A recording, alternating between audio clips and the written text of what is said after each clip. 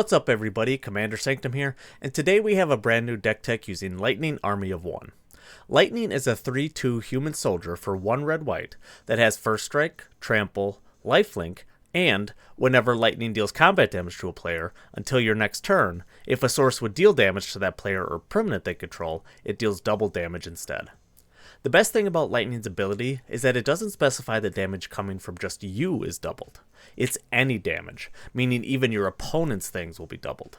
This makes for a great and fun political aspect to the card, which we'll lean into in the deck tech, alongside making sure Lightning can consistently hit and trying to increase any damage done even further than double.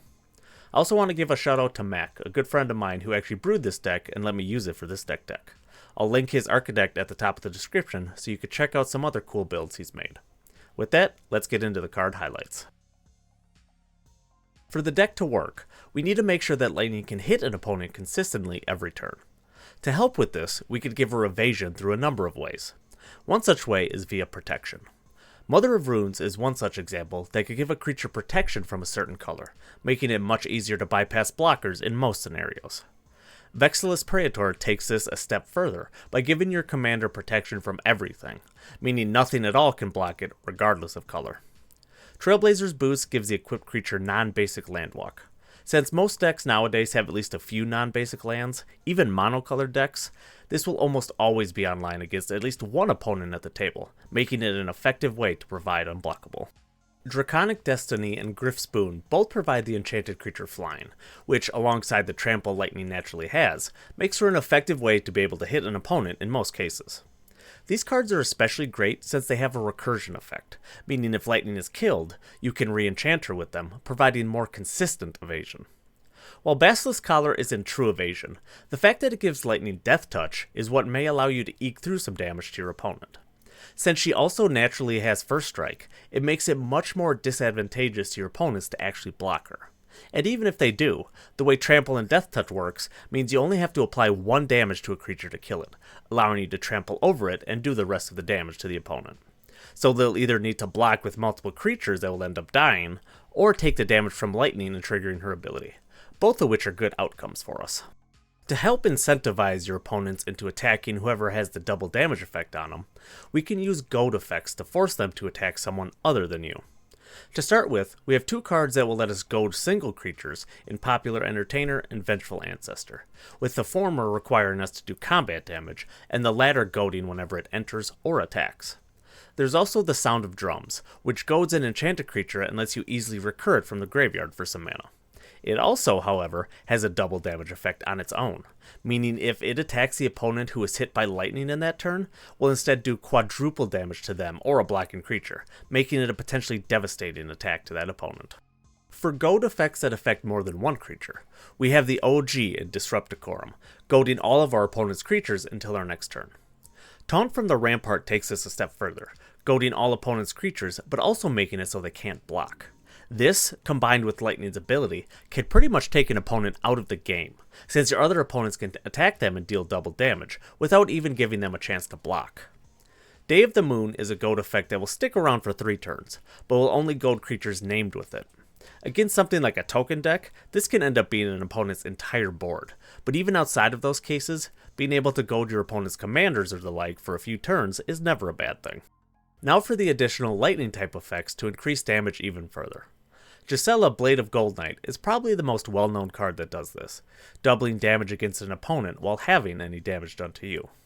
Fiendish Duo does the first half of this, doubling any damage done to an opponent from anywhere, even technically that opponent doing it to themselves. Bitter Feud is more of a political damage doubler, since you could choose which 2 players deal double damage to each other. This could be a great way to incentivize one opponent to attack another, especially if one of them has been hit with lightning, since they'll be able to do potentially astronomical damage to them. Inquisitor's Flail can help make a single creature deal double damage, at the downside of also taking double damage itself.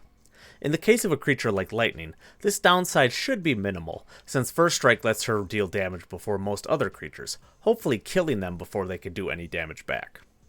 Charging Tuscadon does something similar with itself, dealing double damage specifically to players. Paired with Lightning's ability, which would trigger first thanks to First Strike, this thing alone can do a whopping 16 damage to an opponent. Insult to injury is not only a good way to make damage go through, it also doubles damage from anything you control for the turn, pairing efficiently with attacking creatures or any direct damage sources you may have. For single-player damage doubling, we have Curse of Bloodletting and Sawhorn Nemesis, both cards that double damage to a player from any source. If a specific player is a major threat in the game, pairing one of these with Lightning's ability is a surefire way to make sure they're taken out of the game quickly. Another way to quadruple damage done to an opponent is simply by using Double Strike on Lightning. Since she would deal damage twice, her ability will also trigger twice, not only making her second hit's damage increased, but also quadrupling damage done to that player until the next turn. Legion Leadership gives Double Strike while also doubling the creature's power, which is great when paired with Lightning's innate trample. Boros Charm is a modular spell that can give a creature Double Strike, make permanents indestructible, or deal 4 damage to a player or planeswalker, making it a useful spell in different situations.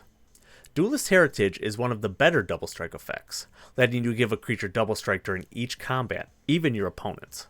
This makes it another great political card, since you can give a creature Double Strike if an opponent attacks the opponent who is currently having their damage taken doubled thanks to Lightning. Now, attacking isn't the only way to benefit from Lightning's double damage ability. In fact, we can use straight up burn effects to get damage in on our opponents, which will also be doubled since Lightning doesn't just specify combat damage. Balefire Liege is one such example, which will not only buff Lightning's power and toughness, but will also do 3 damage, minimum, to a player whenever we cast a red spell. Aurelia the Law Above can also do 3 damage, but to each opponent instead of just a single one, though it does require someone to attack with 5 or more creatures. It does provide some nice extra card draw, however, so it's more than worth it. Finally, one of my favorite red spells, Price of Progress, can immediately end the game if played late enough, especially against any opponent that currently has damage doubled against them. Deflecting Palm and Phyrexian Vindicator both prevent and redirect damage, making for great offensive and defensive spells all in one. Since they both actually deal damage back, the damage would also be doubled if redirected to an opponent hit with Lightning, making for great ways to protect oneself and potentially take a target out of the game.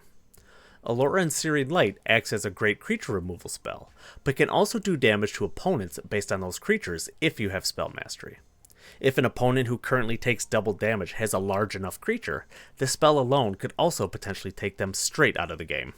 Stuffy Doll, Brash Taunter, and Boros Reckoner all reflect damage they take back to another target, making them good damage amplifiers for a Lightning strategy. Brash Taunter is especially great of these 3, since it can damage any opponent and even has a fight ability, letting you maximize your damage by fighting the biggest creature on the battlefield to reflect and amplify damage to your opponent. We also have some good utility cards that fit with the overall theme of the deck. Browbeat and Combustible Gearhulk both act as efficient card draw or damage sources, 2 things we really want in this deck. These are both great to use after hitting someone with Lightning, since that opponent can be chosen for either effect to either take a ton of damage or let you draw cards, with either outcome being beneficial for you. Firemane Commando is one of those card draw effects for you that also acts as a good political card, since your opponents will be incentivized to attack anyone other than you to draw a card. The more we could try to convince an opponent to attack another opponent who is taking double damage, the better spot we'll be in the game. Also trying to convince our opponents to not attack us, we have Ghostly Prison, which is an effective way to prevent attacks against us, especially when facing down token decks that can be a huge pain for us to deal with. Bastion Protector and Your Temple is Under Attack are both great ways to protect Lightning, since they can provide indestructible. Not only does this make it easier to attack with Lightning in combat, it also simply makes her more resilient to removal. This will be especially important in this deck since we want to make sure we hit an opponent with her as much as possible. Your Temple is Under Attack can also act as card draw if need be, making it a great modular spell to use. Here's an example deck list utilizing all the previously mentioned cards.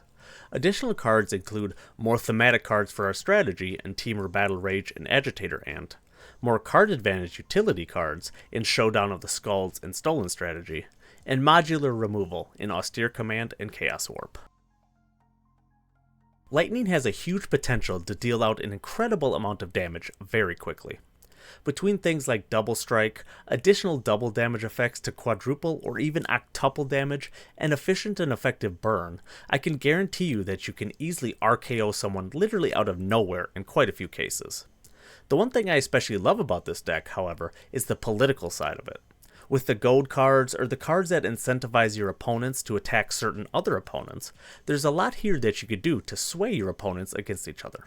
I mean, why take out your opponents yourself when you can simply get them to kill each other off before you swoop in for the victory? That's one aspect of Commander that I personally really enjoy, and I think a Lightning deck built like this gives you the opportunity to do just that.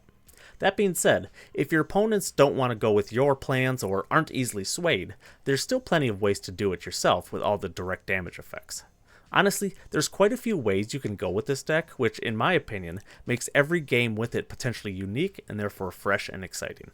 If you like dealing a ton of damage or turning your opponents against each other, try out Lightning. I think you'll find that each game you play with her is going to be unique and fun. I hope you enjoyed watching this deck tech on Lightning Army of One. The full deck list outlined in this video can be found at the Architect link at the top of the description. If you enjoyed this video, please remember to drop a like and comment, as well as subscribe to the channel for more Magic content. Thank you all for watching, and I'll see you in the next one.